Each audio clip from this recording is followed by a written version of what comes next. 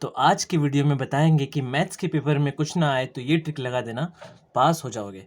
तो अगर आप मैथ्स का पेपर देने जा रहे हैं तो आप ऐसा क्या लिख सकते हैं या किस तरीके से लिख सकते हैं कि आप पेपर में पास हो जाएं, तो मैं आपको वो बताने वाला हूं। आप वीडियो को स्टार्टिंग से लेके एंड तक जरूर देखिए।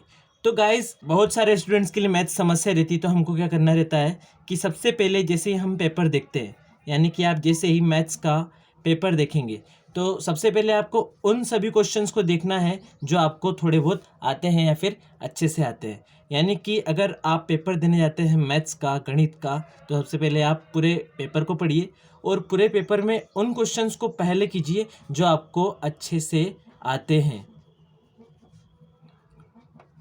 आपके पेपर में लगभग 22-23 क्वेश्चन आते हैं, लगभग 26 क्वेश्चन भी आते हैं। तो आप उन 26 क्वेश्चन में से उन क्वेश्चन को पहले देखिए जो आपको आते हैं। हो सकता है आपको उनमें से 5-10 क्वेश्चन बहुत अच्छे से आते हो, तो 5-10 क्वेश्चन को करने के लिए आपकी कॉपी के लगभग 4 पन्ने इस्तेमाल हो जाएंगे।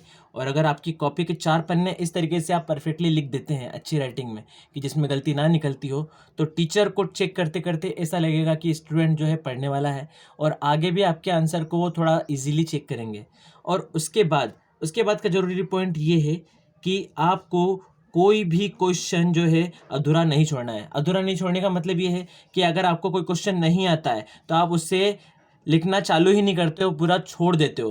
तो ऐसा आपको नहीं करना है। अगर आपको कोई क्वेश्चन नहीं आता है तो सबसे पहले आप ये कर सकते हैं कि उस क्वेश्चन को ध्यान से पढ़िए, उसको समझिए और समझने के बाद इसमें ये देखिए कि उसमें गिवन क्या है। गिवन का मतलब दिया क्या है, उस क्वेश्चन में क्या दिया गया है और क्या पूछा गया है।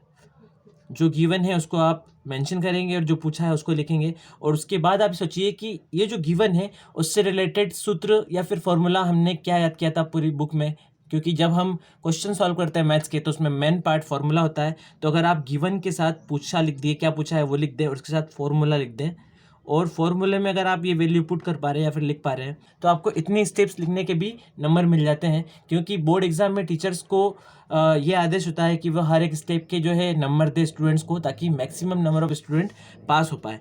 तो अगर आप हर क्वेश्चन को लगभग जो आपको नहीं आ रहा है उसे इस हद तक कर दे कि उसका गिवन लिख लें, उसमें क्या पूछा गया उसे मेंशन करें और फॉर्मूला लिख के थोड़ा सा सॉल्व करने की कोशिश करें, तो अगर आपका आधा क्वेश्चन भी खत्म होता है तो अगर आपका आधा क्वेश्चन भी इसके बाद का खराब हो जाएगा तो ऊपर की स्टेप के नंबर मिल जाएंगे। तो सोचिए, अगर आपने क्वेश्चन पेपर ही 30 नंबर का अटेंड किया है, केवल 30 नंबर का, तो उसके बाद अगर आपने बाकी क्वेश्चन छोड़ दिए तो आपको जो मार्किंग मिलने वाली है उन 30 क्वेश्चन के ऊपर ही मिलने 30 नंबर के क्वेश्चन के ऊपर ही मिलने वाली है। तो इससे अच्छा ये करें कि आप इसके बाद जितने भी क्वेश्चन बचते हैं सभी को अटेंड करें। हो सकता है सभी के थोड़े थोड़े नंबर मिलाकर आपके इतने क्वेश्चन तैयार हो जाए कि आपके पासिंग मार्क्स तैयार हो सके। हो सकता है आपको 45 या 50 के पास तक के नंबर मिल जाए।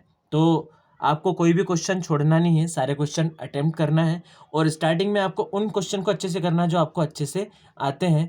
और इस तरीके से जो है आप मैथ्स में सारे क्वेश्चन जब अटेंड करेंगे और आपको काटापिटी नहीं करनी है, सुंदर राइटिंग में लिखना है, हर स्टेप के आगे आपको एरो लगाना है और जब आंसर निकल जाए तो उसे एक लाइन में लिख के आना है। तो इस तरीके से अगर आप क्वेश्चन हल करेंगे और पूरे पेपर को अटेंड करेंगे, कोई भी क्वेश्चन आपको खाली छोड़कर नहीं आना है, लास्ट तक कुछ ना कुछ दिमाग में आ ही जाता है या फिर आप कुछ दूसरी जुगाड़ भी लगा ही लेते हैं।